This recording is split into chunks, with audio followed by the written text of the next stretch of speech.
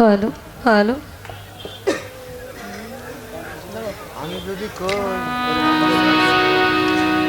অত্যন্ত চমৎকার করে গান করলেন, কথা বললেন, শুনলাম আমরা গান কথা।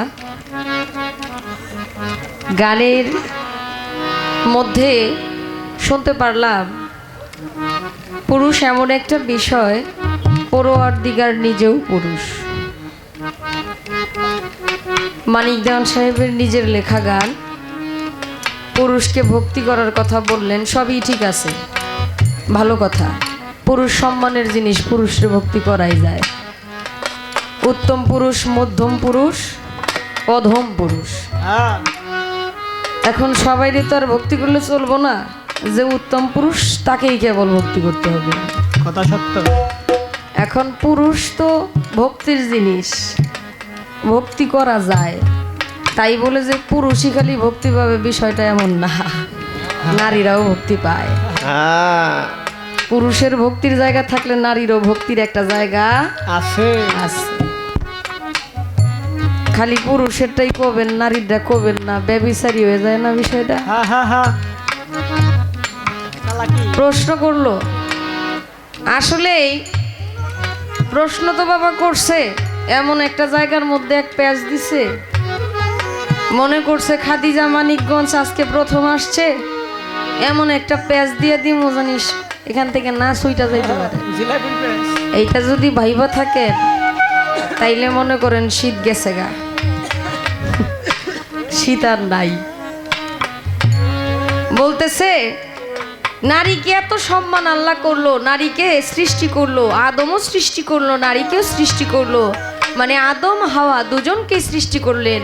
আদমকে সৃষ্টি করার পর হাওয়াকে সৃষ্টি করলেন। এত কিছু করার পরও হাওয়াকে বেহেশত থেকে বিতাড়িত করা হইল একটা অভিশাপ দিয়া। কেন? এইটা আপনাদের জন্যই। নারীকে যে, হাওয়াকে যে অভিশপ্ত করা হইল, এটা কেবল আপনাদের জন্যই। আজকে যদি হাওয়া বিবি অভিশপ্ত না হইতো, তাহলে আপনার মতো মানিক দেওয়ান মঞ্চে দাঁড়ায় সারিন্দা বাজায় গান গায় না।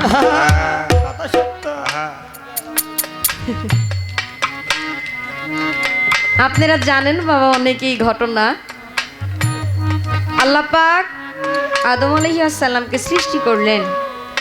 সৃষ্টি করার পর জান্নাতের মধ্যে রেখে দিলেন। আদম, পিতা আদমের কোনো শান্তি নাই। শান্তি নাই বলতে অচৈতন্য। একটা মানুষ যদি ঘুমায় থাকে তাকে ডাক দিলে সজাগ করা যায়, কেউ যদি সজাগ থাকে তারে ডাক দিলে উঠবো না। পিতা আদম এরকম মটকা লাগিয়ে পড়ে রয়েছে, মানে তার কোনো শান্তি নাই আর কি মনের ভিতরে। তখন ফেরেশতার মাধ্যমে আল্লাহ জিজ্ঞেস করলো, জানার চেষ্টা করলো যে বেহেশতের মধ্যে এত কিছু থাকতেও আদমের কেন শরীরে স্পিরিট নাই, পাওয়ার নাই, এরকম মটকা লাগিয়ে পড়ে রয়েছে, কারণ কি? ফেরেশতা দিয়া খবর নিয়ে আল্লাহ পাকের কুদরতি এক রূপ ধার করলেন, একটা রমণী, একটা নারীর রূপ। ওই রূপটা দেখা আদম আলাইহিস সালাম একটু শক্তি হয়েছে আর কি, ধরতে যায়। এই যে এই জিনিসটা কিন্তু এখন পর্যন্ত আদম সন্তানদের মধ্যে আছে, একটা দেখলেই খালি আহা জানি। ওই যে সৃষ্টি থেকে যে শুরু হয়েছিল, এখন তাদেরকে বেহেশতে রাখা হইল। আল্লাহ পাক বললেন এই বেহেশতের মধ্যে ফল ফুল সব কিছু আছে, তোমরা সব কিছু খায়ো। এই যে দেখতেছো নেকি বদি জ্ঞানের গাছ, এই গাছ, এই বৃক্ষ থেকে সাবধান, তোমরা ফল খায়ো। আমার কথা বুঝেন তো বাবা? নেকি বোধি জ্ঞানের গাছ থেকে, এই গাছটা একটা এরিয়ার মধ্যে একটা বাউন্ডারি করে দেওয়া হইল, সাবধান তোমরা এই গাছের নিচে যাইও না। কিছুদিন সুন্দর মতো আদম আলাইহিস সালাম মা হাওয়া সংসার চলতেছে, তারা দুজন ভালো মতো চলতেছে। হঠাৎ করে ওই যে আদমকে সেজদা করেন নাই মকরুম আবেদ আজাজিল ফেরেশতা, যিনি হয়ে গেছিল লান্নতের ত্বক পরার পর যে হইল শয়তান। শয়তানটা চেনেন না আপনারা? নাম তো শুনছেন। আদম, পিতা আদমকে সেজদা করে না এই বিধায় তার গলায় পড়লো লান্নতের তক। সে আল্লাহর কাছ থেকে পাওয়ার চায়া নিছে, মাওলা আপনার এই যে বান্দা বান্দি দুনিয়ার মধ্যে থাকবে কিয়ামতের আগ পর্যন্ত আমাকে এমন শক্তি দিয়া দেন যেই শক্তির গুণে আমি তাদের পশমের গুড়ায় গুড়ায় থাকতে পারি। আমার মহান মালিক শক্তি দিয়া দিল, নাও শক্তি দিছি, তুমি পশমের গুড়ায় গুড়ায় কিয়ামতের আগের দিন পর্যন্ত চলতে পারবা, কিন্তু আমার মুমিন ব্যক্তি বান্দা বান্দির আশেপাশেও তুমি যাইতে পারবা না। বেহেশতের মধ্যে থাকে। এখন এই শয়তানে ফোন দিয়ে আটটাছে কেমনে জান্নাতের ভিতরে যাইব। জান্নাতে শয়তানের যাওয়া নিষেধ, যাইতারে না। প্রকাশ্যে গেলে ফেরেশতারা দৌড়ে লাইব, জান্নাতের গেটের মধ্যে তো ফেরেশতারা দাঁড়ায় থাকে। এখন ঢুকতে যেহেতু পারে না, সাপ, এই সাপ রে করলো একটা হাতিয়ার, সাপের সাথে যুক্তি করলো, দেখো আমি তো জান্নাতে যাইতে পারতাছি না, তোমরা একটা কাজ করো, আমারে সহযোগিতা কইরা জান্নাতের ভিতরে ঢুকাও। জান্নাতে সাপের যাওয়ার অনুমতি ছিল, সাপ ময়ূর এরা জান্নাতে যাইতে পারতো। তো ময়ূরে বলল আচ্ছা একটা ব্যবস্থা করা যাইতে পারে। তারা একটা মিটিং করতেছে, শয়তান ময়ূর সাপ এরা একটা ব্যবস্থা, একটা মিটিং করলো, ছোটখাটো মিটিং, একটা মিটিং কইরা এই মিটিং এর মধ্যে তাদের সিদ্ধান্ত হইলো এইটা যে সাপের জিহ্বার নিচে শয়তান যায় লুকাইব, আর ময়ূর সাপের পিঠের মধ্যে ওইটা নাচতে নাচতে জান্নাতের ভিতরে যাইব ফেরেশতা ধরতে। বুঝছেন নি বিষয়টা? চালাকিটা। সাপের যে বিষ, এখন এই বিষ কিন্তু বাবা সাপের ছিল না, সাপের থুতু থেকে বিশাল সুন্দর গ্রান করতো, আম্বর গ্রান করতো, অনেক সুন্দর সুগ্রান ছিল। আর ময়ূরের ছিল 52,000 পাখা, ময়ূরের ছিল 52,000 পাখা। এখন সাপের জিহ্বার নিচে শয়তান যায় লুকাইছে, লুকানোর পর ওই ময়ূরের পিছনে ওইটা সুন্দর মতো নৃত্য করতে করতে জান্নাতে গেছে। ঢুকার পরে ওই শয়তানে ফেরেশতার রূপ ধরছে। শয়তানে কিন্তু বহুরূপী, রূপ ধরতে পারে বিশাল রূপ ধইরা ফেরেশতার আদম আলাইহিস সালাম কোনো একটা কাজে এই সময় হাওয়া বিবিরে বুঝাইতাছে। মেয়েরা কিন্তু খুব দুর্বল, মন মানসিকতা খুব নরম মনের হয়। কেউ একটু কথা যদি 2 মিনিট ভালো করে কইতে পারে, তার মনের কথা যা আছে সব কইয়া যায়। নারীরা হইল দুর্বল, এইটা এই কারণেই বলতাছি, দুর্বলই যদি না হইব, সুন্দর করে বিয়া একটা করে দেন মোহরে, তো আপনার ভরণ পোষণের ভার আমি নিলাম, নেওয়ার পরে 2 দিন পরে তার পোলাপনের ভার নেওয়ান লাগে মেয়ের, মানে ওই যে যারা বিয়ে করে আনছে রাইন্দা খাওয়ায় কত কিছু, এডি তো আসিল না, ওই লেখা লেখা আছি কিছুই লেখা আছিল। এই যে শীতের মধ্যে উঠা তারা আরামে ঘুমায় আর নারী রান্না কইরা দেয়, আহ কি আরাম রে, গরমের মধ্যে গরম গরম কি আরাম। এখন নারীরা যে দুর্বল, মন যে নরম, মায়া, এটা দুর্বলও বলা যাইব না, মায়া মহব্বতে ভরা আর কি। এই মায়া বিশাল বিপদ মায়া রে বাবা। ফেরেশতা যায়, ওই ফেরেশতার রূপ ধরছে শয়তান, কষ্ট হয়নি বাবা? ফেরেশতার রূপ ধরে কইতাছে, হাওয়া বিবি আপনি জানেন না আল্লাহ যে আপনারে না করছে নেকি বদি জ্ঞানের গাছের ফল খাইতে, আপনি জানেন না এই ফল খাইলে আপনি চির অমর হয়ে যাইবেন, আপনারা অমরত্ব লাভ করবেন। অমরত্ব লাভ করলে জীবনেও আপনাকে মরতে হইব না, জান্নাত থেকে বের হইতে হইব না। আপনি এটা খান না কি লিগা? আল্লাহ বুদ্ধি কইরা কয়ে দিছে যেন এটার মধ্যে না যাইতে হয়।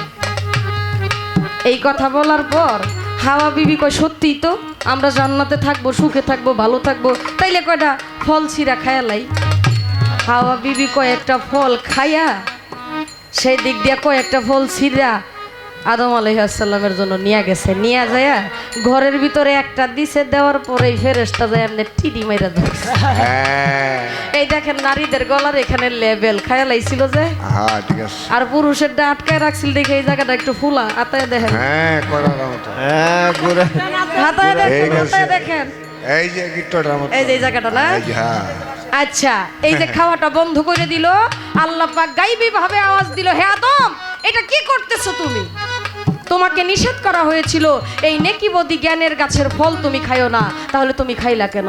আচ্ছা এখন বলেন তো বাবা, শয়তানে যে সাপের জিহ্বার নিচে লুকায়া জান্নাতে প্রবেশ করলো, এটা কি আল্লাহর হুকুম আছিল না?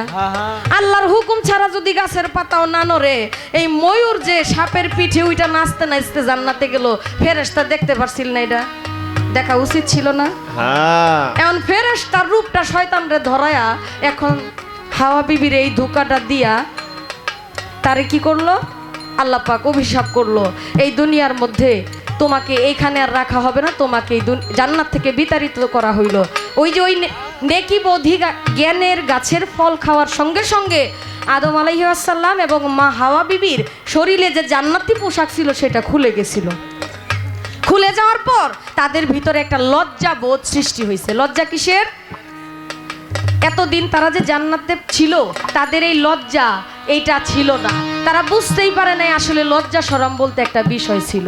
এখন তারা একজন আরেকজনের দিকে তাকায় অবাক হয়ে গেছে, হায় আল্লাহ এটা কি? এই মধ্যে একটা গাছের পাতা বইয়ের মধ্যে প্রমাণ করে, দলিল প্রমাণ করে ডোমর গাছের পাতা। এই ডোমর গাছের 5টা পাতা হলো হাওয়া বিবিকে দেওয়া হয় এবং আদম আলাইহিস সালামকে 3টা পাতা দেওয়া হয়। এই পাতার মধ্যেও কিন্তু হাকিকত আছে। এর জন্য অনেক লম্বা কথা বাবা, এইভাবে কি বলবো আমি বুঝাইতে পারতেছি না আপনাদেরকে, কারণ কথাটা তো অনেক লম্বা। এখন আমি আর একটু ছোট করে শেষ করে দিব। যখন হাওয়া বিবিকে যখন আল্লাহ অভিশাপ করলো যে তুমি এই গাছের ফল খেয়েছো, এর জন্য তোমার এই বেহেশত থেকে বিতাড়িত করা হলো। আদম আলাইহিস সালামকে বিতাড়িত করা হইলো, একজন গেল জিদ্দা আর একজন গেল শরণদ্বীপ, দুজনকে ফলানো হইল 2 দেশে। 350 বছর পরে একত্রিত হইল। তারা দুনিয়াতে আসছিল বিধায় আজকে এই আদম সন্তান, নাকি বাবা? যদি অভিশপ্ত না হইতো তাইলে আপনিও হইতেন না, আমিও হইতাম না। নারীরা কতটা ত্যাগী একবার চিন্তা করে দেখছেন? ত্যাগ না করলে আজকে এত কিছু ভোগ করতে পারতেন? একটু ত্যাগ করছিল দেখাই আজকে এই সুন্দর ভোগটা করতে পারতেছেন। আপনি এইভাবে না বললেও পারতেন যে অভিশপ্ত করছে, আপনি বলতে পারতেন ঘটনাটা কি ঘটছিল। অভিশপ্ত করা মানে আপনি তার নিন্দাটা বুঝাইতে চাইলেন। একটা গান আগে গাই, এরপরে দেখি কি।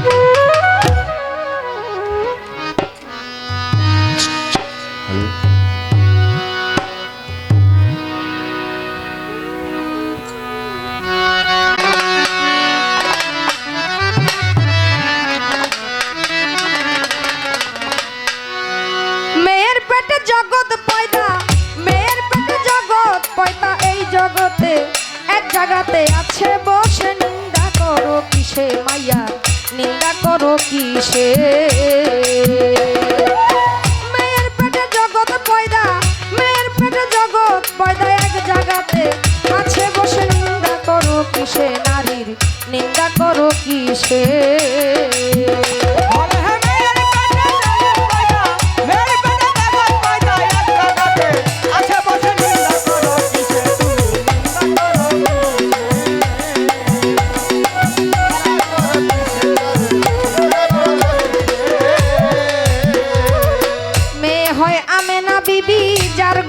মোহাম্মদ নবী, যিনি হয় ইসলামের খুবই আল্লাহ ভালোবাসে। ওরে আল্লাহ ভালোবাসে, ওরে আল্লাহ ভালোবাসে। মেয়ে হয় আমেনা বিবি, যার গর্ভে মোহাম্মদ নবী, যিনি হয় ইসলামের খুবই আল্লাহ ভালোবাসে। আরেক মায়া হাওয়া বিবি দুনিয়াতে আসে,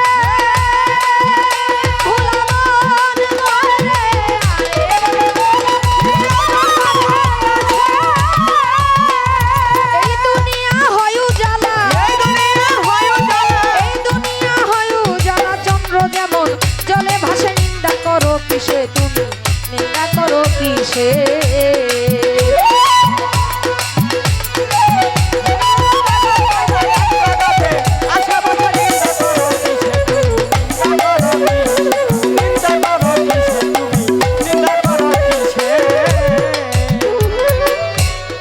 মেয়ে হয় মরিয়ম বিবি, যাহার গর্ভে ঈসা নবী, পিতা ছাড়া মাতৃ গর্ভে কেমন করে আসে? ওরে কেমন করে আসে, ও সে কেমন করে আসে? মেয়ে হয় মরিয়ম বিবি, যাহার গর্বে ঈসা নবী সাধারণ কোনো বিষয় না। আজকে যদি অভিশপ্ত না হইতো, এই যে নবী, অলি, আউলিয়া, গাউস, কুতুব এরা আসছে করতে, আপনার সম্পদ আপনার কাছে রাইখা দিলে একটা কিছু আনতে পারবেন দুনিয়াতে? আপনি আপনার সম্পদ নিয়ে একটা গোডাউনে রাইখা দিয়েন, আলু পচা ধরবো। হ্যাঁ, বাবা ছাড়া, একজন পুরুষ ছাড়া একজন নবীকে দুনিয়াতে আনছে, সামান্য বিষয় না। এই নারীকে নিন্দা করার কারণে, এই নারীকে কটূক্তি করার কারণে ওই ঈসা নবীর মা মরিয়ম বিবিকে একটুখানি নিন্দার চোখে দেখার কারণে, কানি নজরে দেখার কারণে 40 জন পুরুষের গর্ভ হয়ে গেছে। আবার এই নারীকে সম্মান করার কারণে আস্তে আস্তে গর্ভ কমছে। একটা পুরুষ দেখায়েন তো যে নারী ছাড়া পেটের মধ্যে হয়েছে কিছু। এটাই আমার প্রশ্ন, আপনি একটু মেহেরবানি করে বলবেন এই পৃথিবীর মধ্যে এমন কোনো পুরুষ আছে কিনা যেই পুরুষের গর্ভের মধ্যে কেউ আসছে, আল্লাহর ওলি বা নবী রাসূলগণ আসছে কিনা, এরকম কেউ আছে কিনা?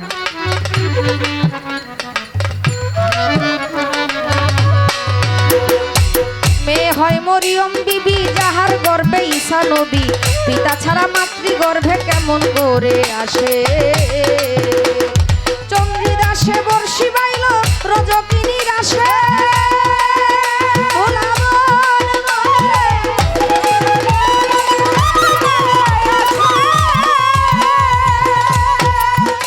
ওরে রজকিনী প্রাণ বাঁচাইল, রজকিনী প্রাণ বাঁচাইল, মরেছিল চন্দ্রিদাসে। নিন্দা করো কিসে মাইয়ার, নিন্দা করো কিসে? মেয়ের পেটে জগৎ পয়দা, মেয়ের পেটে জগৎ পয়দা, এক জায়গাতে আছে বসে। নিন্দা করো কিসে মাইয়ার, নিন্দা করো কিসে? নিন্দা করো কিসে মাইয়ার, নিন্দা করো কিসে?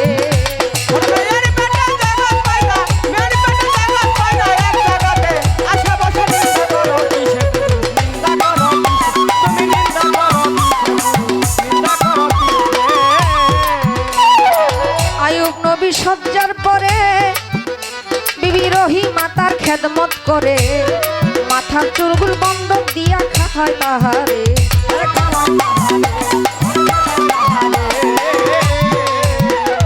আয়ুব নবী সজ্জায় পরে বিবি রহিমা তার খেদমত করে, মাথার চুল বন্ধক দিয়া খাওয়ায় মহব্বতের বসে, হারে মহব্বতের বসে। নির্লজ্জ পুরুষ কেন মাইয়ারে এত তুষে?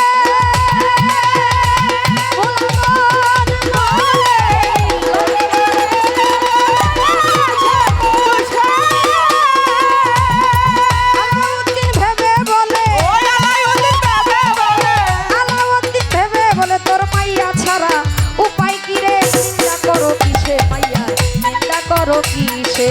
নিন্দা করো কিসে মাইয়ার, নিন্দা করো কিসে? মেয়ের পেটে জগৎ পয়দা, মেয়ের পেটে জগৎ পয়দা, এক জায়গাতে আছে বসে। নিন্দা করো কিসে মাইয়ার, নিন্দা করো কিসে? নিন্দা করো কিসে মাইয়ার, নিন্দা করো কিসে? নিন্দা করো কিসে মাইয়ার, নিন্দা করো কিসে?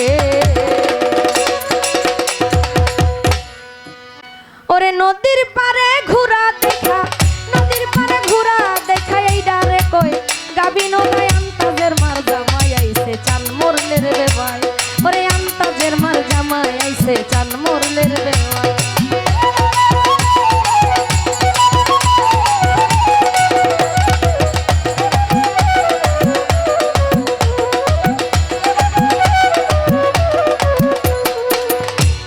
নদীর পারে ঘোরা দেখা এইটারে কয় গাবিন গাই, আন্তাজের মার জামাই আইছে চান মরলের দেওয়াই।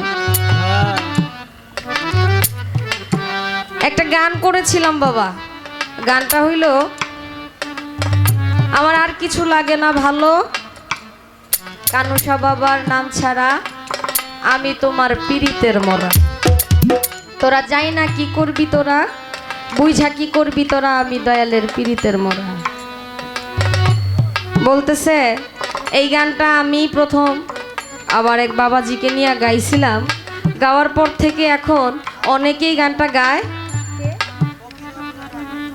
আচ্ছা, বাবাজি ফকির আবুল সরকার এবং আমাদের মানিক ভাই গানটা প্রচার করছে, প্রথম গানটা গায় আর কি।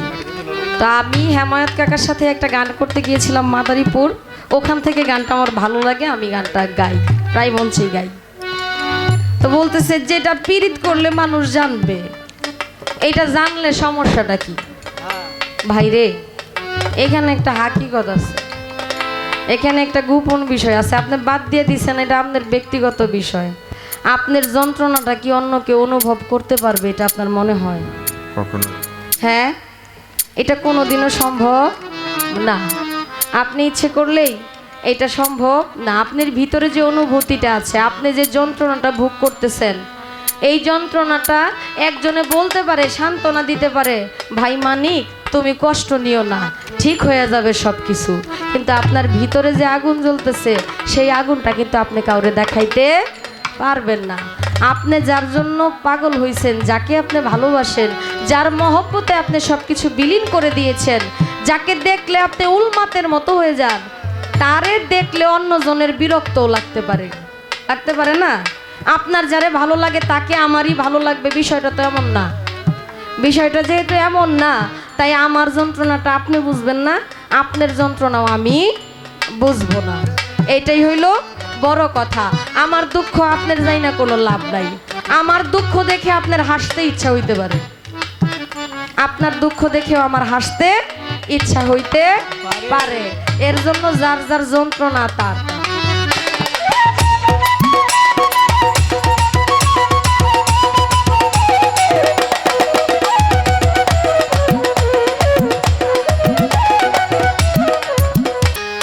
দরদিরা, আপনারা ভালো আছেন তো?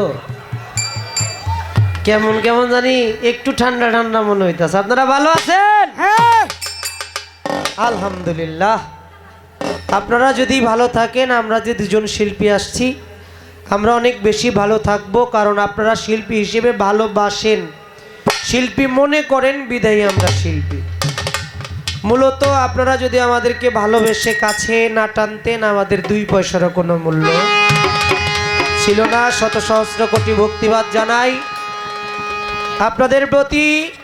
চলে যাব পালা প্রসঙ্গে। আমার দরদি, আজকে যিনি নারীর পালায় কথা বলতেছেন, প্রথম আসরে কথাটা একটু ভালোই লাগলো, আর একটু বাঁকা বাঁকা মনে হয়।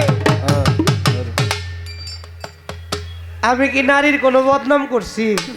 হ্যাঁ, আমি বলছি নারী হলো আশ্রয়দাতা, যার কাছে আমরা আপনার গান অনুযায়ী পাইলাম। আসলে তার না, দোষ তার না।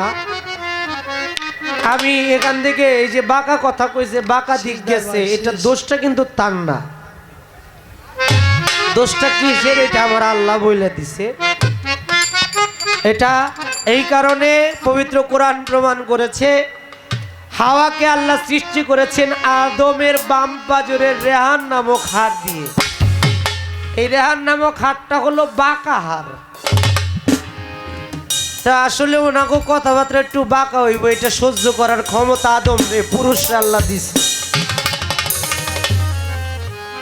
সারাদিন কষ্ট কইরা, কত পরিশ্রম কইরা, দুপুরের বেলা একটু কাম কাজ কইরা ভাত খাইবার, এত তাড়াতাড়ি খাইবার হন লাগে নাকি? কত কষ্ট করি দিন বইরা, আবার কয় আমরা নাকি আরামে ঘুমাই, হেরা রাত ভরে কষ্ট করে। দেনমোহনের টাকা দিয়া হ্যাঁ করে পোলাপাইন পালার দায়িত্ব দিয়ে দিই, এটা কি কন্ট্রাক্টের মধ্যে লেখা ছিল নাকি? এই লেখালেখিটা বাইরে এলো তো সেদিনকে। আচ্ছা, আপনি তো কইেন, যেহেতু দেনমোহরের কথা কইলেন, হাওয়া আলাইহিস সালামকে আদম তো দেনমোহর দিছে নাকি? দিছে না? কতগুলি দেনমোহর হাওয়া সর্বপ্রথম আদমের কাছ থেকে পাইছিল। আর এই দেনমোহরানাটা কি? এই দেনমোহরানার ব্যাখ্যা করলেই হাওয়ার দৌড়টা কোন পর্যন্ত আমার মনে হয়ে যাবে। আমি তো নারীরে মন্দ বলতে পারি না। আবার আমার কাছে প্রশ্ন আসছে, আপনি বলবেন পৃথিবীতে একজন পুরুষ নারীর গর্ভ ছাড়াইছে কিনা? গানও একটা শুনলাম নাকি? শুনছি না বাবা? গর্ভ। মায়েরা 10 মাস 10 দিন একটা সন্তানকে ধারণ করে। লালন সাইজির একটি গান আছে, ছেলে সবাই রে কয় মনের কথা, আমায় কয় না প্রাণ গেলে প্রাণ গেলে। আরে 3 গর্ভে আছে রে এক ছেলে। শুনছেন না? 3 গর্ভে আছে রে এক, সবাই রে কয় মনের কথা। লালন সাইজি কইল গর্ভ 3টা, আর গানের মধ্যে পাইলাম মায়ের একটাই গর্ভ। না গর্ভ তো আরো 2টা বাকি আছে। কি আছে না? আসলে একটু খেয়াল করবেন, সর্বপ্রথম আমার আপনার গর্ভটা হয়েছে পিতৃমস্তকে। আর পিতৃমস্তকে যারা সাধক প্রকৃতির মানুষ, তারা 1 দিন না 2 দিন না, একটা পিতৃবীজ তার মস্তিষ্কের মধ্যে ধারণ করতে পারে যুগ যুগ ভরে, যুগ যুগ ভরে। সায়েন্স প্রমাণ করে মস্তিষ্কের কম্পন থেকে রতির সৃষ্টি হয়, আর ইহা নারী কল্পনা থেকে এই মানব দেহ উৎপত্তি হয়। মানব দেহটা যদি এই কল্পনা ব্যতীত সারাটা দেহ যদি টুকরা টুকরা করে ফেলে, যা দিয়ে মানুষ সৃষ্টি হয়, তাহা মানব দেহে কখনোই পাওয়া যায় না। একমাত্র পাওয়া যায় তখন যখন তার মস্তিষ্কের মধ্যে সেই চৈতন্য ভাব আসে। মস্তিষ্কের কম্পন থেকে রতি সৃষ্টি হয়, আর এই রতি থেকেই বাবার হলো বীজ, মায়ের হলো রজ। এই রজে বীজে একটা মানব সন্তানের জন্ম। নাকি? আচ্ছা, প্রথম 20 টাকার, হ্যাঁ আমার কথায় কি আপনারা রাগ হইতেছেন, মাইন্ড করতেছেন? প্রথমটা হলো বাবার, তাহলে গর্ভটাই তো আগে বাবার হয়। একটু খেয়াল করেন না? বাবার গর্ভ থেকে মাতৃঘেরেমের মধ্যে যখন আপনি আসলেন, এখানে আল্লাহ এমন বিষয়গুলো রেখে দিয়েছে। 1 ফোঁটা রস হইতে এই মাতৃগর্ভের মধ্যে প্রথম মাসের কালে পইরা গেল নীর, 2য় মাসের কালে মায়ের দুর্বল হয় শরীর, 3য় মাসের কালে রক্ত মাংসে রক্ত বাঁধে গোলা, একটা মাংসপিণ্ডুর মতো হয়। তা থেকে আস্তে আস্তে 5ম মাসের কালে পঞ্চআত্মা ফুটে, 6 মাসের কালে এইভাবে পর্যায়ক্রমে মাতৃ যেই গর্ভের মধ্যে যেই নির্যাসটা, এই নির্যাসের মাধ্যমে একটা ছোট্ট কীটের মতো একটা বীজ, সেটা মানব সুরতে আকার পায়। এখন বাবা ছাড়া কি মা, মা ছাড়া কি বাবা, পুরুষ ছাড়া কি নারী, নারী ছাড়া কি পুরুষ? কয় কি একটা প্রমাণ দেখায়েন গর্ভ ছাড়া হইছে নি? প্রথম গর্ভটা এলো পুরুষের গর্ভ। পৃথিবীতে যত যা আসছে সব আগে এই গর্ভ থেকে ওই গর্ভে। তারপরে আরো একটা আছে মাটির গর্ভ। এই 3টা গর্ভের মধ্যেই আমাকে আপনার থাকতে হয়। তাই একটু হিসাব করবেন, প্রকৃত পুরুষ তো পান নাই। প্রকৃত পুরুষ কখনো নারীর সংস্পর্শে যাবে না। পুরুষ তখনই উত্তম পুরুষ হয় যখন সে কামকে ছেড়ে নিষ্কামী হয়ে স্রষ্টার সাথে লয় হয়ে যায়।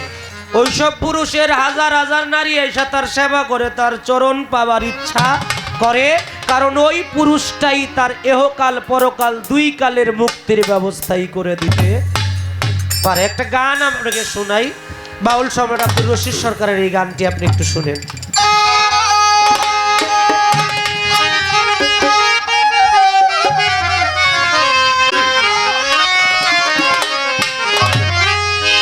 অনাদির আদি কৃষ্ণ দিদি, অনাদির আদি কৃষ্ণ দিদি, তার নাই কবু কষ্ট খেলা, টলটল সুটল এসব পুরুষে ভবলীলা, টলটল সুটল এসব পুরুষে ভবলীলা।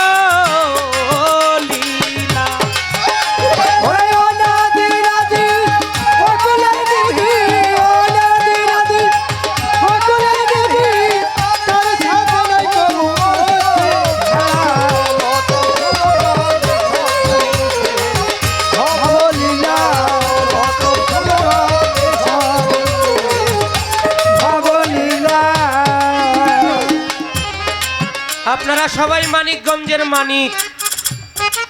এখানে এমনও কিছু মানুষ আমার নজরে পড়তেছে যারা আমি মানিক দেওয়ান কেন আমার বাবারও তত্ত্বশাস্ত্র ভাব ভঙ্গিমা শিখাইয়া দিতে পারে,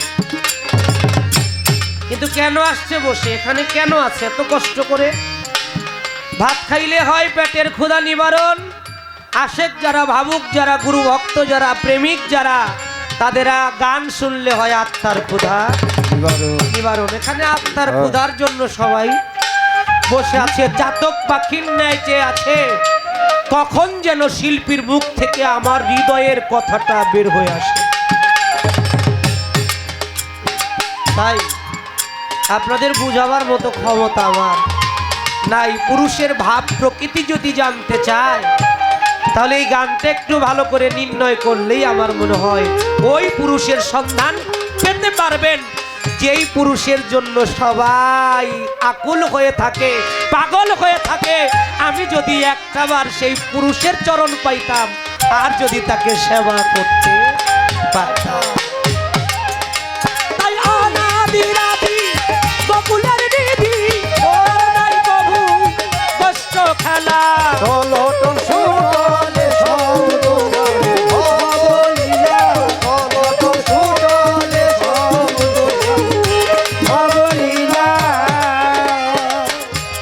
অহে দাল্লা লাশরি কি নিত্য ছেড়ে এই লীলাই দেখি, অহে দাল্লা লাশরি কি নিত্য ছেড়ে লীলাই দেখি, অহে দাল্লা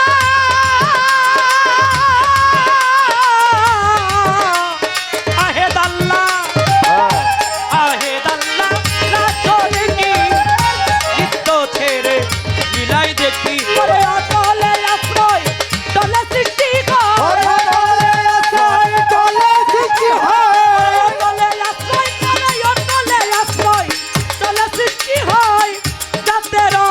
স্বরূপের ভোলা টলটল সুটল এসব পুরুষের এই ভবলীলা, টলটল সুটল এসব পুরুষের ভবলীলা।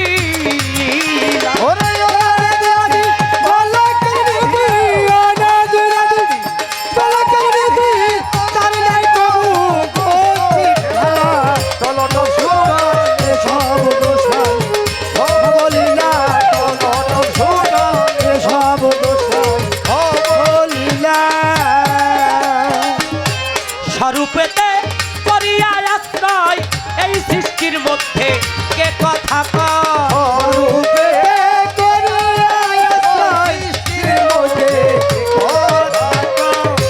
এই স্বরূপে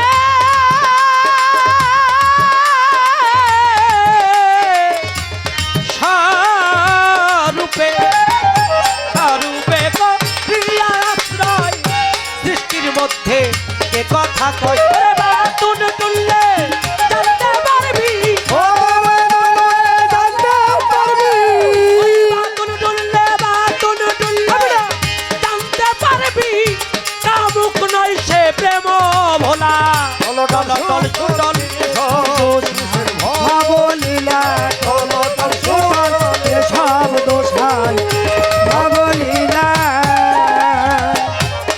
বাবা গানের কথাগুলো বোঝা গেছে না?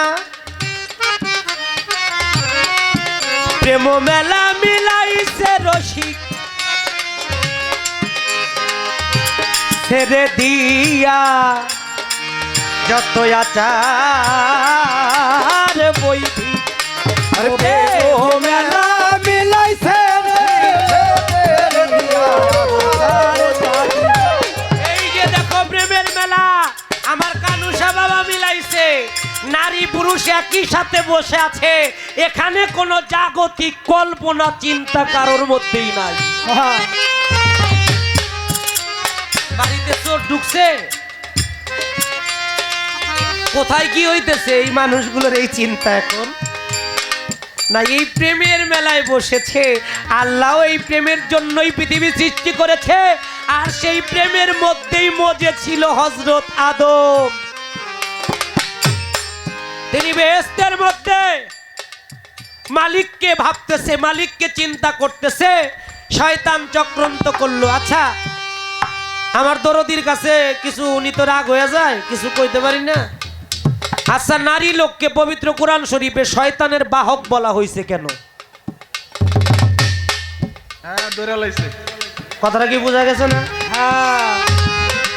আমি নাকি তারে দোষী করছি, আল্লাহ অভিশাপ দিছে, এইখানেও আমার দোষ। হ্যাঁ, এইখানেও পুরুষের দোষ।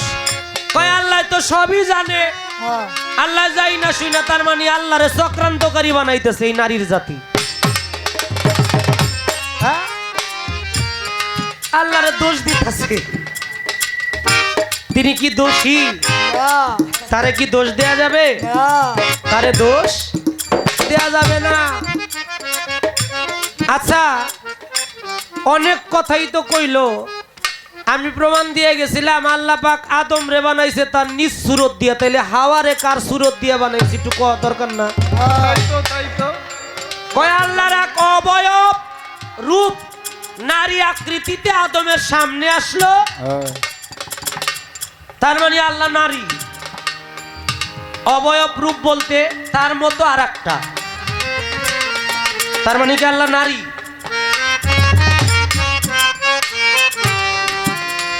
সাধক বলেছে আমরা যারা সৃষ্টি জগৎ, আমার কথায় কি বিরক্ত হন বাবা? আমরা যারা সৃষ্টি জগৎ, এই সৃষ্টি জগৎকে কেন্দ্র করে বলেছে স্বরূপ নিয়া দেখো চাইয়া, পুরুষ নাই সবই মায়া, একা মাত্র পুরুষ আমার পরোয়া।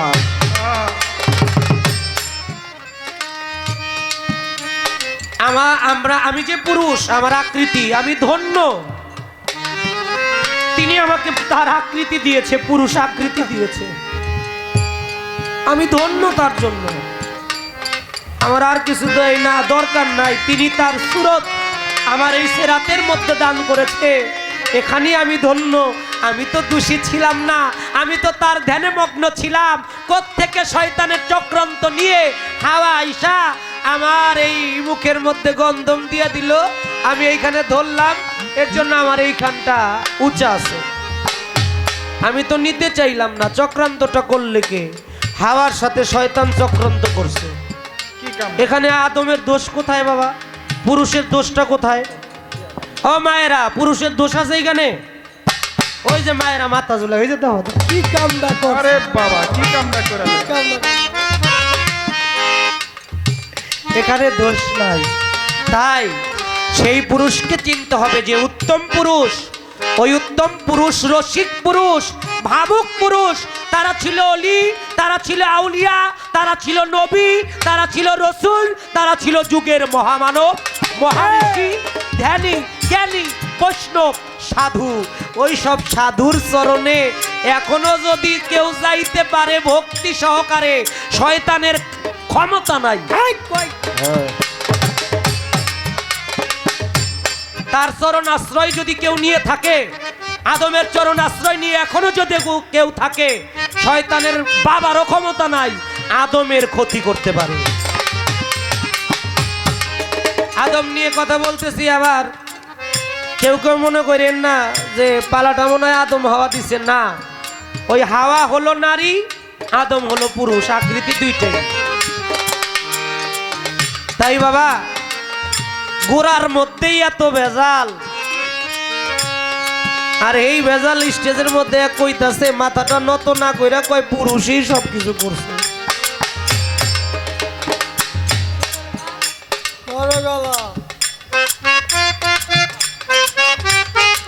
আমি মাইকটা কইলাম না আর কি, ছেলেটা ভালোভাবে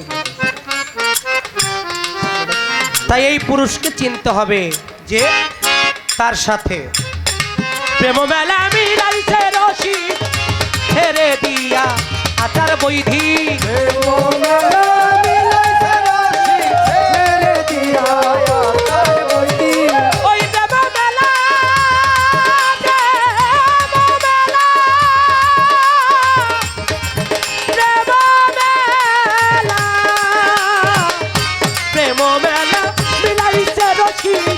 ছেড়ে দিয়া আচার বৈধি,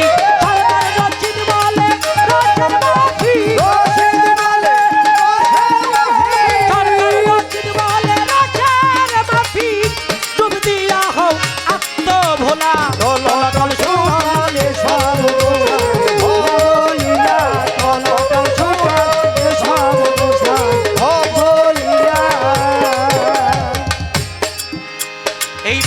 শব্দ রাখলাম আমার মহাজনী গান, বাস্তব যদি আমি ধরি প্রমাণ।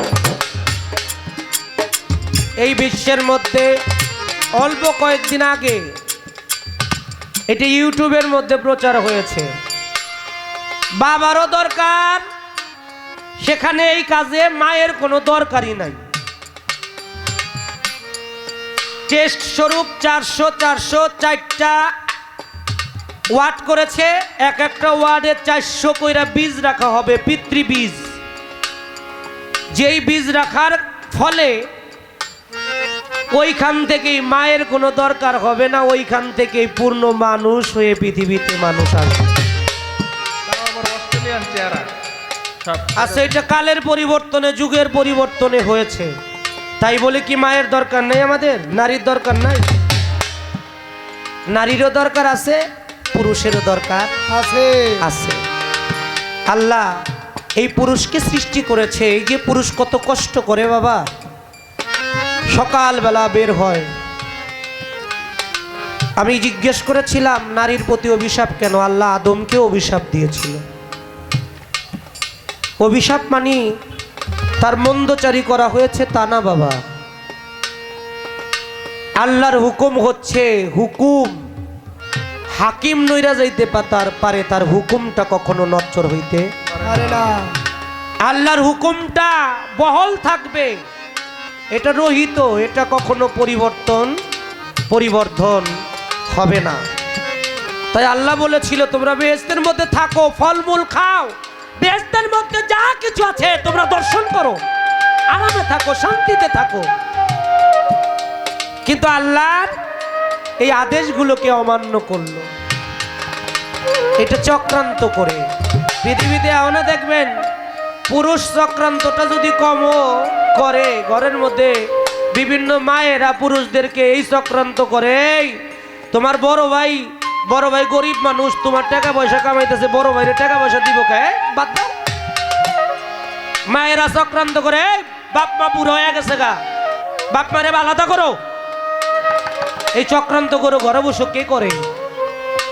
আর আমরা পুরুষরা হলো সরল, ওই চক্রান্তের শিকার হয়ে, যে বাবা আমাকে জন্ম দিয়েছে, যে বাবা মা আমাকে গর্ভে রেখেছে, আমি ওই রকম একটা নারীর চক্রান্তে পড়ে সেই বাবা মাকে ধিক্কার দিয়ে সরিয়ে দিলাম।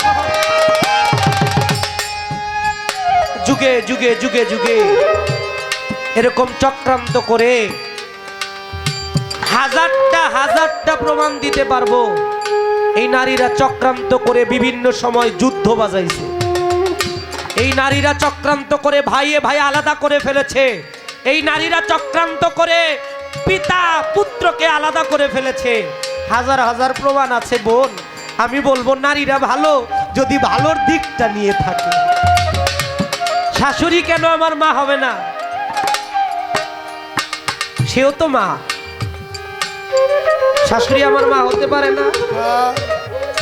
কিন্তু শাশুড়িকেও তারা মা বলে জানে না, একটু এদিক সেদিক করে। তাই বলে কি সব নারী এমন না বাবা? আল্লাহ এই নারী পুরুষের মধ্যে ভালো মন্দ দুইটাই সৃষ্টি করেছে। তাই যদি আত্মতত্ত্ব কথা বলি, পুরুষের উপরে কিছু নাই। এই পুরুষকে সৃজন করলো সব কিছু দিয়া আল্লাহ মালিক। আল্লাহকে খুশি করার জন্য পুরুষ সব সময় চেষ্টা করে। তাই তো মহামানবরা বলে গেছে এই দুনিয়ার পরে তুমি হাতে করো গৃহ কর্ম, মুখে বলো হরি।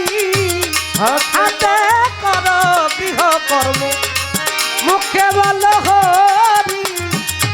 অনায়াসে ভব নদী দিয়ে যাবে পারি, পার হয়ে যাবে গো, পার হয়ে যাবে গো, পার হয়ে যাবে গো, পার হয়ে যাবে গো।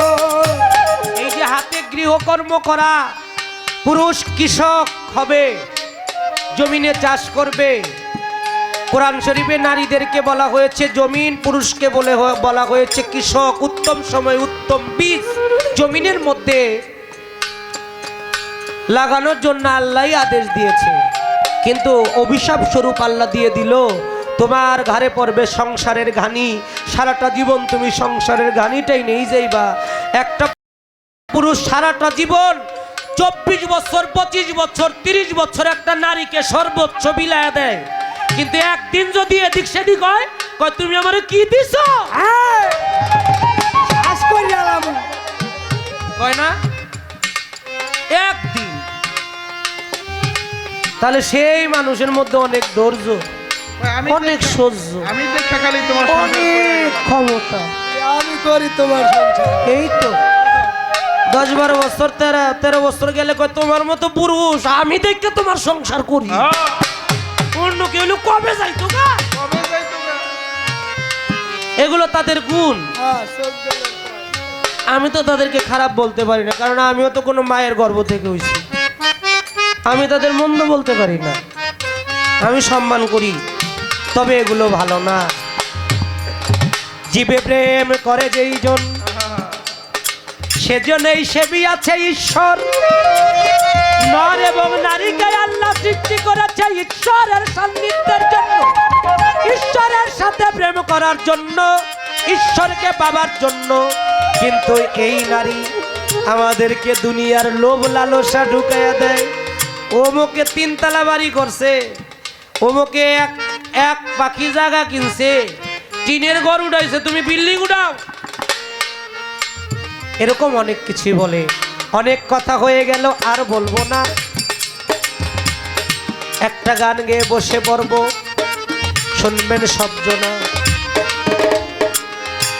তবে পুরুষও দরকার আছে, নারীরও দরকার আছে। একটি প্রশ্ন করব, নারীর ক্ষমতাটা একটু বাড়ায় দিই রাখ। এই ডুলি রাখ। এখানে অনেক সনাতন ধর্মেরও মানুষ আছে, আছে না? আছে নাকি? একটি প্রশ্ন করব, আমার মতো এক পুরুষ নারীরে অত্যন্ত ভালোবাসা, এই নারীরে তন্দ্রাচ্ছন্ন অবস্থায় কাঁধে নিয়ে যাইতেছে, কিন্তু হঠাৎ করে দেখলো কোত্থেকে একটা অস্ত্র আইসা, এই অস্ত্রটা ওই নারীটাকে 108টা টুকরা করে ফেলছে। আরে বাবা, কয় কি? কয়টা? 108টা। 108টা। এই 108টা টুকরার মধ্যে ওই 2-1টা টুকরা আমাকে বাংলাদেশও আছে। আরে আল্লাহ, কয় কি? কথাটা কি বোঝা গেল? শেষ করে লাইছে।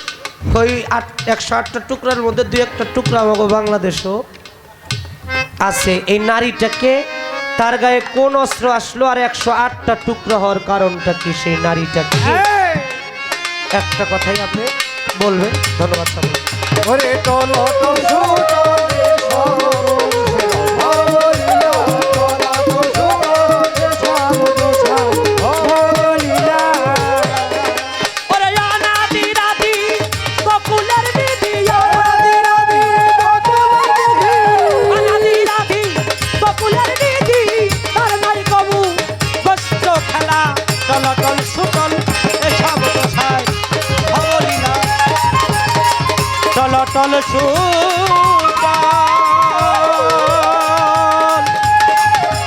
এসব পুরুষে এই ভবলীলা ভবলীলা।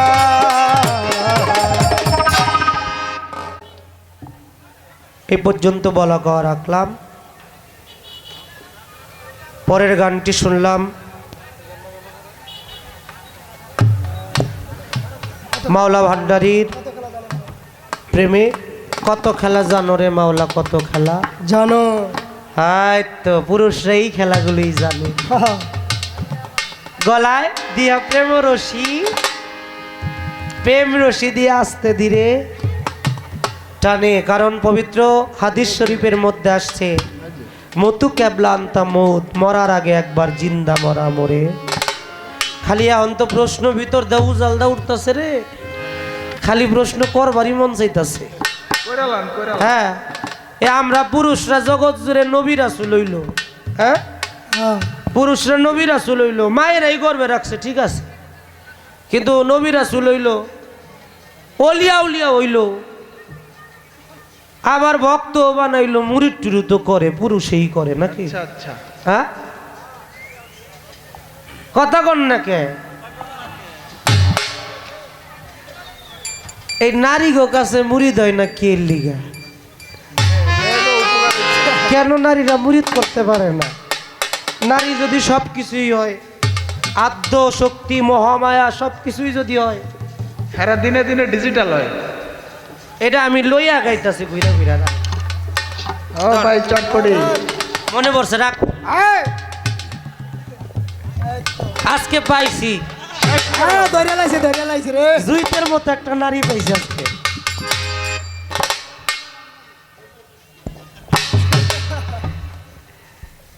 এই যে